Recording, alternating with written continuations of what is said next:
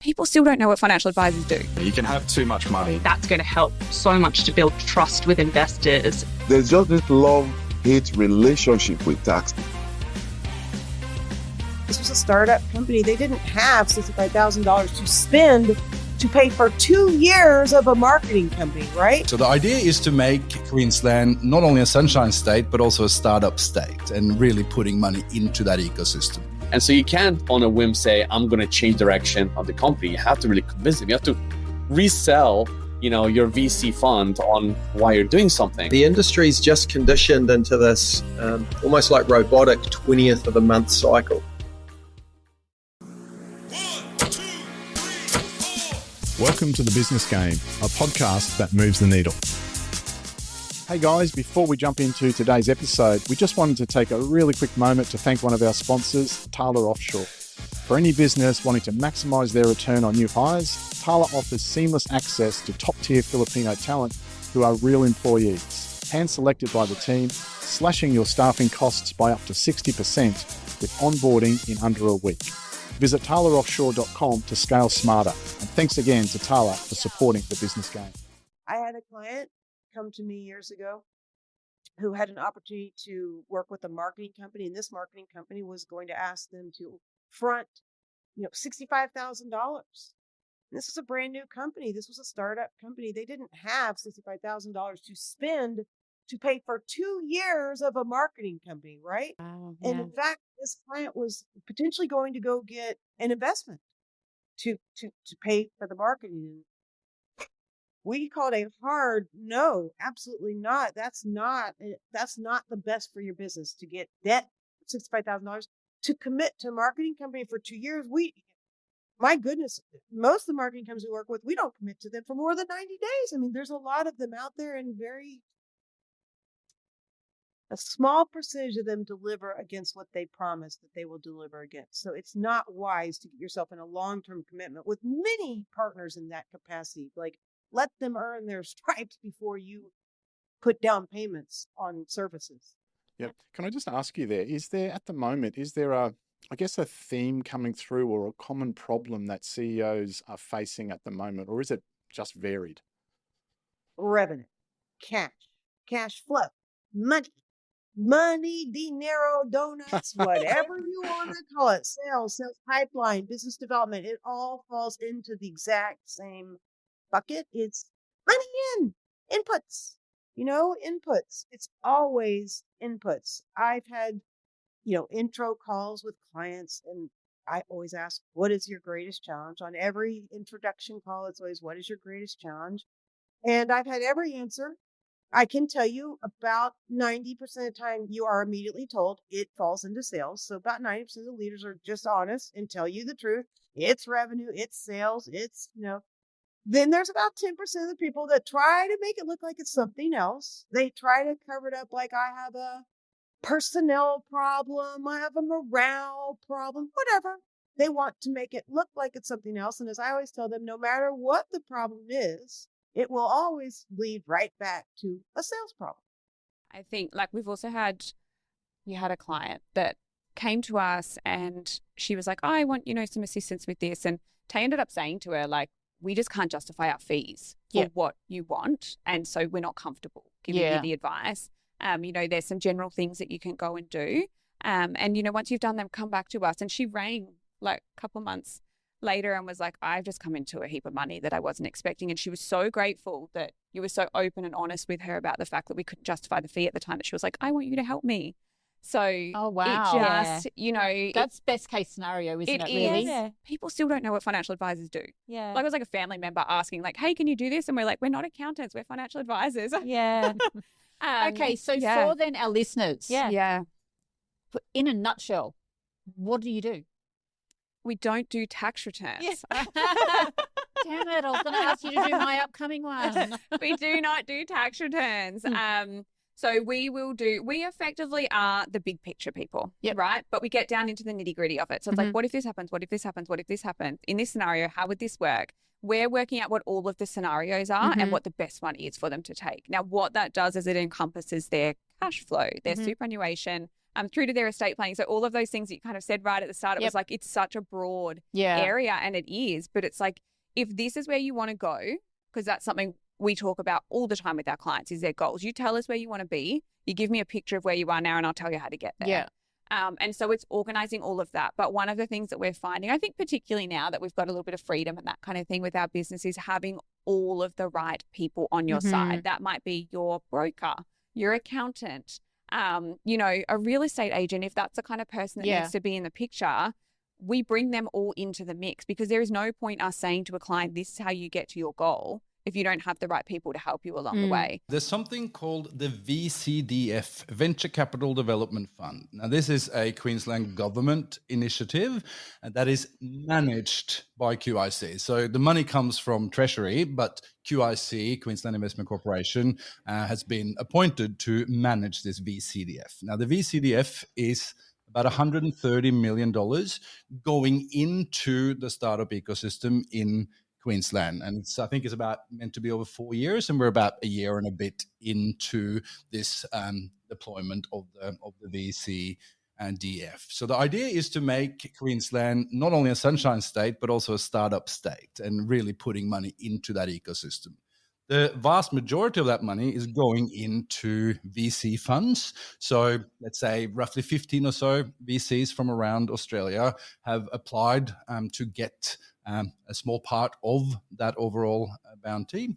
And then another part of the money goes into accelerator type programs. So there was originally 5, that Energy Lab was one of the original 5. I think now we might be up to 7 or 8, but they've picked different type of accelerator providers in health tech, in ag tech, in climate, and some more sort of generalist sector agnostic programs. And then they're sponsoring the programs or paying for the programs to be run so that they can be offered for free to Queensland-based startups. So on paper, this is a really good idea, because it's leveraging existing program providers that know their shit. It's leveraging existing VCs that are experts in different sectors, as opposed to the government trying to do it themselves. If the government was to run the programs, do the investment, it's an impossible task. So they're basically outsourcing the program and the investment side. So it's early days, but on paper, this looks like a really good idea, and it's getting some attention around the country and of the state. Strap as long as you can. Do as much as you can with as little money as you can for as long as you can. There's no better money to get your hands on than revenue, and you should only take VC or institutional investor money if you think that throwing a big chunk of money at your model can help you hyperscale or grow really fast. So, if the benefit of taking external money is that you can really ramp up your growth, but if you don't think that pouring rocket fuel on your model will result in growth, then it might not be right for you. Also, a lot of companies sort of get it a bit wrong, where they say, I need to raise money so I can finish my prototype. Now, that's a very hard proposition for investors, because they want to see traction. So typically, a lot of people might go into the racing game too soon. Bitpool's got a lot of traction, so that's a different story. But I hear time and time again people going, I just need to raise some money so I can finish my prototype. And I'm saying you're probably getting that back to front. When you're dealing with VCs, they're gambling with or placing bets with other people's money, so they need to see a fair bit of traction. If you're dealing with what we call business angels or family offices, they might go in earlier because they're playing with their own money, so they don't have a mandate to follow. So it's also about being smart in terms of who you approach, depending on where you are. I've always said, just philosophically, you can have too much money. There's something really nice about not having quite enough. It keeps you hungry, it keeps you under pressure, and you find new and innovative ways to do things, and it sort of forces you into that pressure cooker. On the investment side too, I look, this is from Bitpool's perspective, it's also key. They talk about getting capital in to pour rocket fuel on your business model. I think it's really important too to understand from an investor, not just from a capital perspective, but what strategic benefit they bring to the company. What sort of network do they have? What sort of expertise do they have? And then at the end of all of that, I always like to say too, is when we're successful, you want to look around the table and go, I'm happy we won with these people. So they've got to be great human beings as well. And I think if you get all of that right, then you'll have a really good fit. But I definitely agree with Auden. Like, you've got to bootstrap as long as you can for a whole heap of different reasons. It's not just about, it's about that keep staying in the pressure cooker, keep staying keen, keeping hungry, that sort of approach. But there is a point in time where for your model to scale, you will need to seek investment. And at that point in time, I think don't just go for the capital, think about who they are as people, that strategic impact and what they stand for. But most importantly to me, I always say to my clients, do not spend money for deductions. Okay? Rather, you should value invest only in assets or in research and development that will propel your business forward. So what do I mean by that? No, when people don't do great tax planning, it becomes a Hail Mary approach when it's November and December. And this is why I've really been all over the circuit talking about one big, beautiful bill. Because really, between now and the end of the year, people have many opportunities to do most tax plans. Or if you wait to the end of the year, you may end up just buying stuff, not because you need them. You'll be buying them because you're looking for opportunities and ways to reduce taxes. That's a major pitfall. And that really happens where people are not doing great tax planning. If you're doing good tax planning, you should be in constant interaction and communication with your tax advisor. Okay? You shouldn't be meeting with your tax advisor only once a year. So pretty much it's all about proactive tax planning, and anybody can really tap into what the new bill, Big Beautiful Bill is all about. You have helped clients save over $15 million in taxes over the past 7 years, with an average tax saving of $31,000 per client annually. So can you please give us, what are we all missing? Why isn't this an outcome achievable for the everyday entrepreneur going in alone? That's really a great question. Okay. I'll tell you really that for every one person that becomes a client of ours, there are likely 3 to 5 leads or prospects that do not become a client. Not because they won't be a good fit for what we do. The reality is, for many of those people that end up not being clients, what we say to them sounds too good to be true. Right? And the reality is, there's just this love-hate relationship with taxes with most entrepreneurs. Now, most people go into business not having the right mindset about taxes. I always say to entrepreneurs, because I distinguish between an entrepreneur and a business owner. Anybody can have a business, and your business could be profitable, right? It does not make you have an enterprising mind. You may just have been somebody who is good enough to take the venture of starting your own business. Now, the tax law all over the world, not just only the United States, it's only a bunch of incentives to make every one of us behave the way the government wants us to behave. But many people do not know that. And sometimes some of my colleagues criticize me because they feel like I am bashing on our profession. And I think it has been made worse by fellow CPAs and accountants like me, because most times many people, many tax practitioners are imputing and inferring into the tax law something that is not there. What that means is, when business owners come to them, instead of them truly understanding what the tax code is saying and be able to say, how can I get my client to be able to achieve what he or she is trying to achieve in a legal, ethical, and moral way? All they are saying to the client is, oh, no, you can't do that. So I typically say to clients, if you're going to work with us, you have to learn one basic rule, which is, don't come asking me if I can deduct this cell phone. A better question has to be, how can I deduct this phone as an expense? Two different mindsets. Because if you come and you say, how can I deduct this phone? My answer is, I don't know.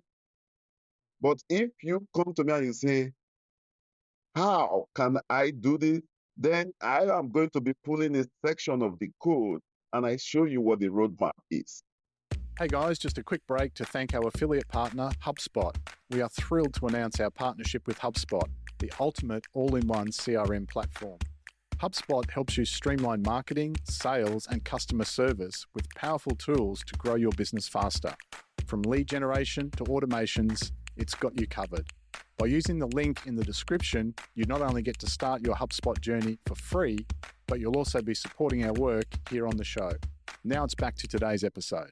And Asia is probably one of the best arbitrage opportunities in the world because there's still a big gap between how you interact and the value you bring to the business to the outcomes. Because again, if you sell in a very regulated market, I mean, think about like all the SaaS solution, everything has to be compliant. All these things have to be put in place. And therefore your choice between, the software you buy is really about cost, maybe a couple little features and so on and so forth. In an Asia market, there's just so many more aspects to it. It could be, so there's a lot more opportunity therefore to find value in between those two components. So it's really good to be able to sell in North American market as the biggest one, 70%, like I said before, but at the same time, it's so regulated and so fixed that you perhaps, if you're willing to take a little bit of that leap and look at the Asian market, you'll find that there's a lot of opportunities to find a gap in between the value and the opportunity that presents itself in front of you. I was lucky enough that I talked to some people who got funding and what came out of that. I've also talked to a whole bunch of people who bootstrapped their businesses. Yep. And I've kind of done both myself. So one of the things about getting a large chunk of money, it's great. I mean, you can put it on your LinkedIn. It's like, yeah, we've got $3 million of funding. Clearly, somebody believes in our idea. Mm-hmm. Now, more likely than not, a lot of people who do get the big checks early on, pre-seed and so on, typically have either started businesses before or have great relationship with VC funding, or they have like customer zero that is basically almost funding that. And that's great. That's actually the really good place to be. And I think a lot of, entrepreneurs kind of look at that as being the model.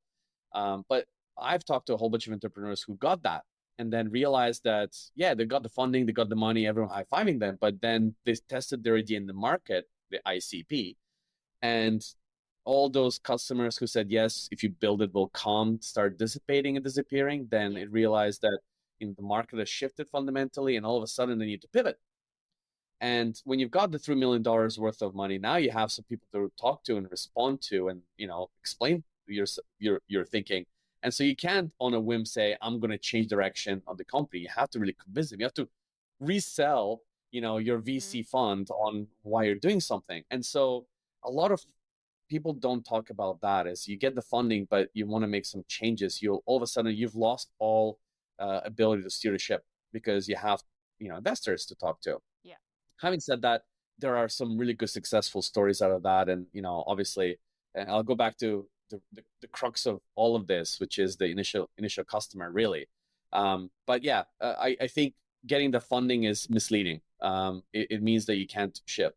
On the other hand, you do have the bootstrapping part, which obviously not everybody can afford to do it, and it's difficult. Not all of us have I hear all these stories like, oh yeah, we built this company in the basement. I was like, oh cool, your parents had a basement. I lived in a 1-bedroom apartment and I was, sleeping on the couch. So yeah. That sounds great to have a basement to build a business out of, right? And also go to really big Ivy League schools. So not all of us have that ability. So bootstrapping is also not an easy thing to do.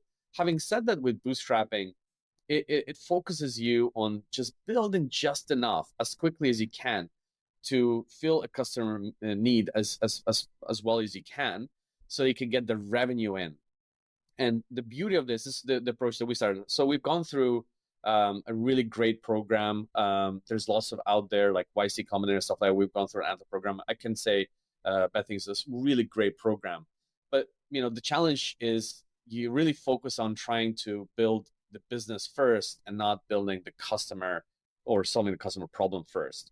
So that's why actually we've completely changed our methodology and thinking, is that we actually don't want funding right now, because we'd rather build a customer base, get some revenue, and then we can ask for funding for expansion, because it's very cheap to build stuff nowadays. It's really, really is. So you don't need that funding and signing a cap table that is, unfortunately, in most cases, very much against you, right? The earlier you sign a cap table, the earlier you're now, basically in the hands of that cap table. You can do things, change things. Every next funding needs to be bigger than the previous one. You need legal team to gonna, so that before you know it, before you open your first cap table in Australia, it's gonna cost you $50,000, right? Between all the legal fees and everything put in place. Whereas, Google, Amazon, and Microsoft are gonna give you 50 grand just for free to just start building stuff, right? So that's the big contrast, is like, go and start building things, test the market, but most important, just get paying customers. That's the hardest part. Building stuff is so crazy easy nowadays. It's not even funny. What do you think is the most common trend that you're seeing that blocks someone from getting the seed capital that they're after? Oh, that's a big question.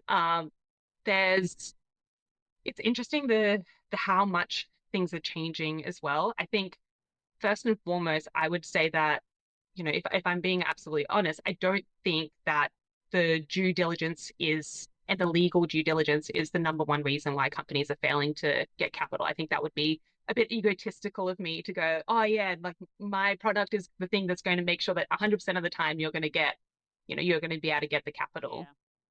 It really is, especially in the earliest stage, and there are VCs who can talk to this far better than I can, but a lot of the time what they're saying is it really has to do with the team, and it's the people that are involved in that early stage, the founders and the dynamics between all of them, their ability to carry on the value of the company. That's a lot of the times that's what earlier stage investors focus on. The due diligence is more, if you look at kind of there's a great study by the Harvard Business Review which looks at VC funds and their funnel. So if you look at, there's 101 people, 101 startups that enter the funnel, and at the end there is one startup that gets the investment. And there are a few different kind of cutoff points along the way. And a lot of the time, by the time you get to the due diligence stage, it's actually about 4.6 left over. And so the thing that's going to be taking you out of the funnel is more about, the pitching stage, the business, the commercials, whether or not there looks like, you have a business that's going to be successful. Those are the biggest areas where people kind of peel off from the funnel.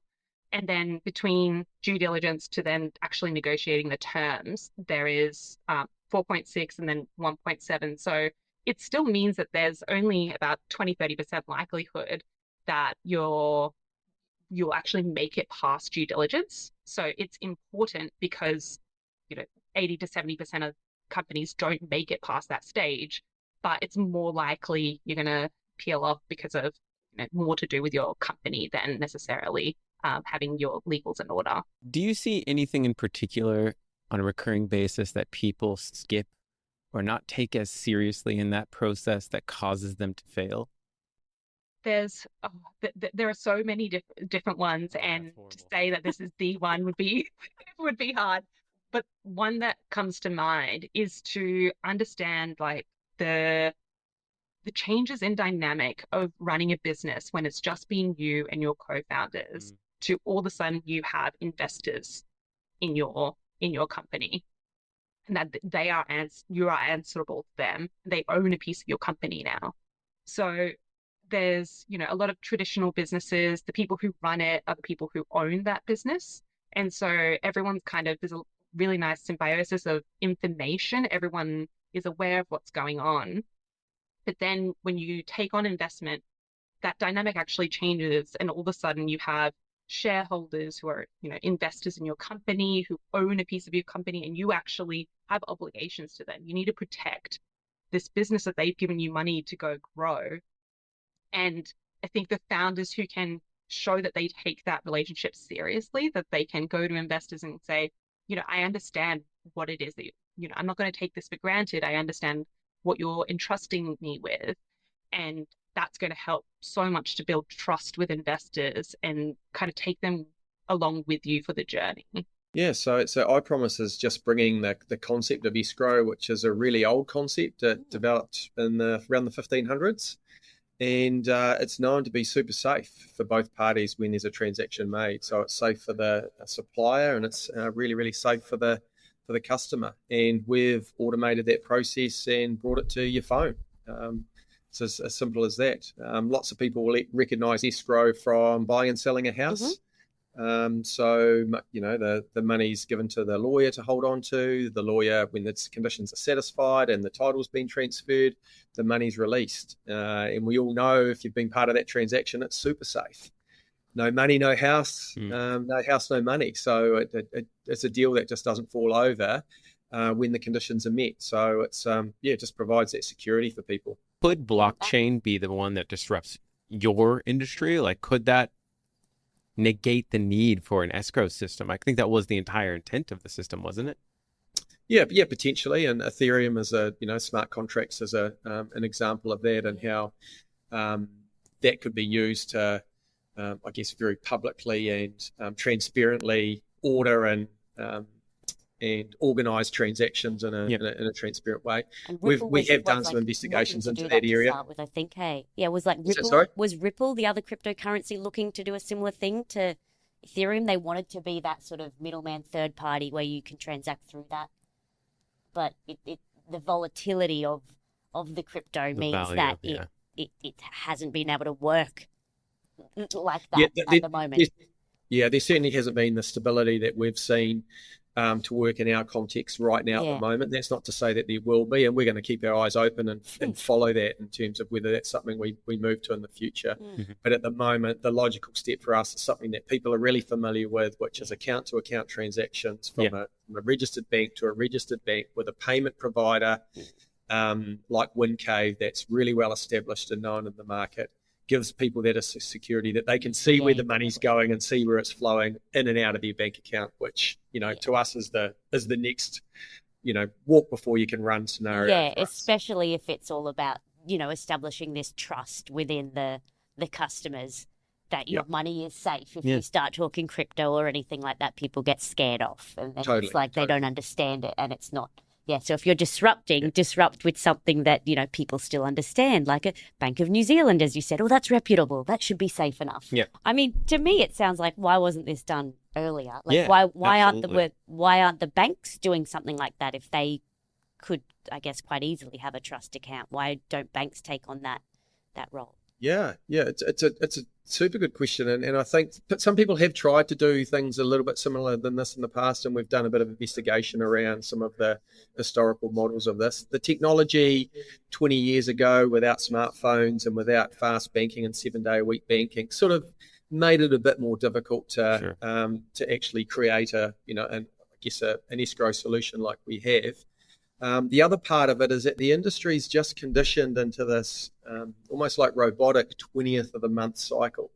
So often small businesses, they do the job, they go home. At the end of the month, they sit in their office, or their partner does, or their accounts person goes through and does all the invoices and sends them out at the end of the month, because that's just what they did and what the person before them did. And then they wait and they cross their fingers and hope that money will come in on the 20th. So there's this indoctrinated acceptance that having a small business means that you take on the risk of payment from your customer. Your responsibility for your customer to have finance and pay, and it's your responsibility, and you've got no right to expect and demand to get that payment in a timely fashion. And so what we're doing is we're reconditioning and re-educating and getting people to understand that, no, you deserve to be paid immediately. Just like you have to pay when you buy groceries or when you go and you fill up your car with petrol. Book an airline ticket or something like that. I haven't got the product yet, but I'm willing to pay to book it, airline tickets is the classic. You might be going to Hawaii in September. Now, you pay all of that up front and you hand it over to the airline. It's not an escrow. It goes straight to the airline for them to do what they want. So if it's good enough for Qantas or Air New Zealand, it surely should be good enough for a small business who relies on this to feed their family and pay their bills. Yeah. Well, I mean, the cash flow of small businesses, that is one of the reasons why a lot do go out of business, is that they can't manage that cash flow. To help support our continued mission to provide free, best-in-class advice from the world's most compelling business leaders, make sure you hit that subscribe button and ring that bell so you never miss an episode. See you next Thursday. Thanks for tuning in to The Business Game. If you like what you heard, make sure to subscribe on YouTube and follow us on TikTok, Instagram, Facebook, and LinkedIn to stay connected. A big thank you to our major sponsor, Tyler Offshore, for powering today's episode. And join us again on the next episode of The Business Game, a podcast that moves the needle.